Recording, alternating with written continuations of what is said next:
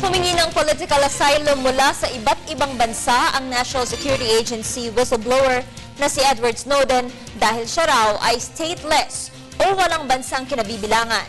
Para sa detalye, balitaan mo kami, Cheska Aguiluz. Hindi itinuloy ni Edward Snowden ang kanyang request para sa isang political asylum sa Russia. Ito ay matapos na sabihan siya ni Russian President Vladimir Putin na tigilan na ang pagpapahamak niya sa mga kaalyado ng Amerika. Kinumpirma ng press secretary ni Putin na si Dmitry Peskov na nananatili pa si Snowden sa Moscow Airport at hindi pa siya tumutungtong sa teritoryo ng Russia. Idiniindi ni Peskov na hindi nila ipadadala si Snowden pabalik sa Amerika upang harapin ang kaso laban sa kanya. Ilang bansa na rin ang pinadalhan ni Snowden ng request. Ang mga bansang Cuba, France at Germany ay wala pang sagot sa naturang request ni Snowden. Samantalang tinanggihan naman siya ng India, Poland, Brazil at Austria.